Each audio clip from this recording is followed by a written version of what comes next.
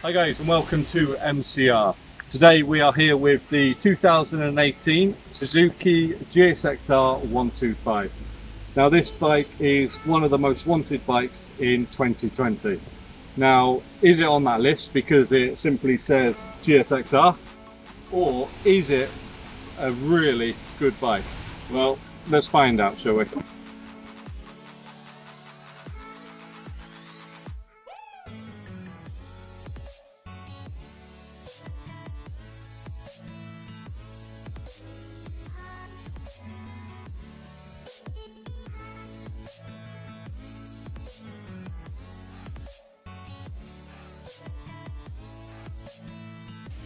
Right, so we'll start here with the engine.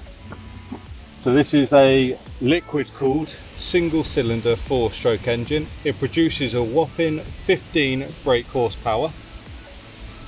Now the acceleration on one of these, you're looking at 0 to 60 miles an hour around 13 seconds, which is really good because the Yamaha YZF R125 does 12 seconds, so they're very close on the rival side on that. Bearing in mind it is a 125, so you're obviously not going to get the acceleration you will get from a bigger superbike like the 400 or the 600 GSX-R.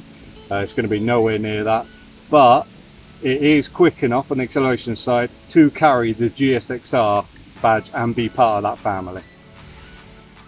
So this now brings me to the looks of the GSX-R125.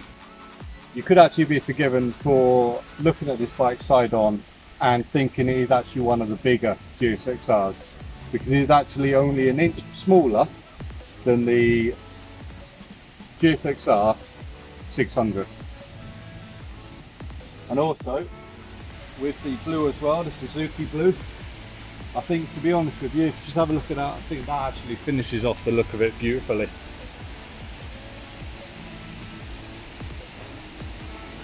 So we'll just have a bit of a walk around of it now.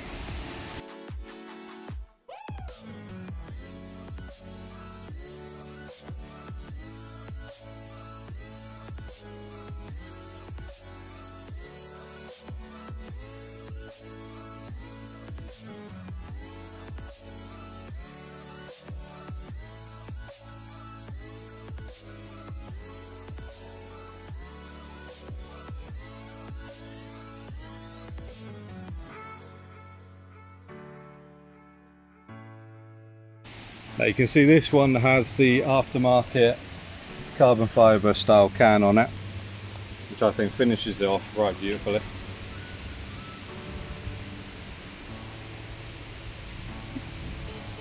Right, so we'll just have a look at the instruments and display as well on this. Like all bikes, you've got your lights there, high beam, low beam. You've got your pass switch there, and then if I turn that, you've got your indicators there and your horn underneath there. So very similar to any other bike. Like I said, everything's always in the same position on any bike you get, so you're not going to get confused and switch something you don't want to switch. So we'll just have a look at the display. Now this is the keyless ignition. So you've got your key fob here. You've got to keep that on you at all times, otherwise the bike will not work. Here we go. So you push that button there, light comes on,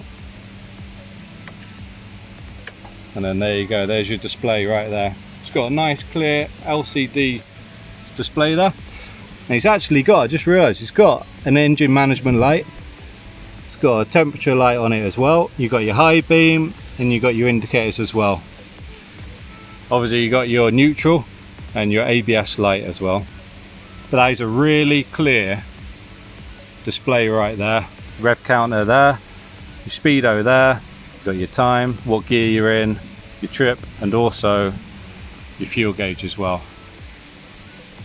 Now this headlight was designed this way for the wind tunnel when they test the aerodynamics of a bike. So this will give you the most aerodynamics it can give you, so you'll get the most out of that 15 brake horsepower engine, acceleration, and of course top speed as well.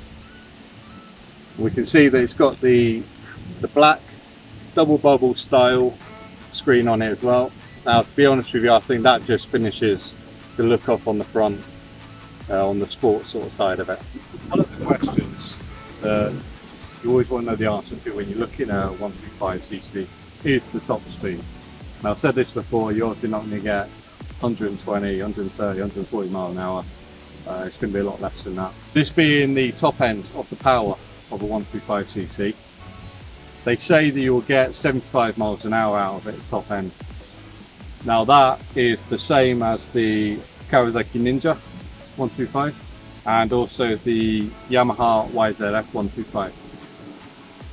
Said this before, you've got to take into account the size of the rider. That will depend on the acceleration and also the top end. So some might get more, some might get less. So you're probably safe in saying you'll get 70 miles an hour out of it top end, which is really good for 125. It's more than what you need for the back roads or little roads. You're not going to be going on motorways if you're a learner, so you don't need it for that. And it will get up to the top speed of the legal limit of a dual carriageway. So that is fantastic.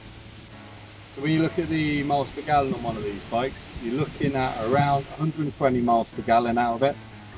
So from the walk around review and having a look at and looking at the figures as well, I can actually see why it is in the top most wanted 125cc's of 2020.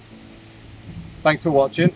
Please subscribe, press the bell icon on the bottom as well so you get all the notifications when new videos come out, and I'll see you in the next video. Thanks, bye.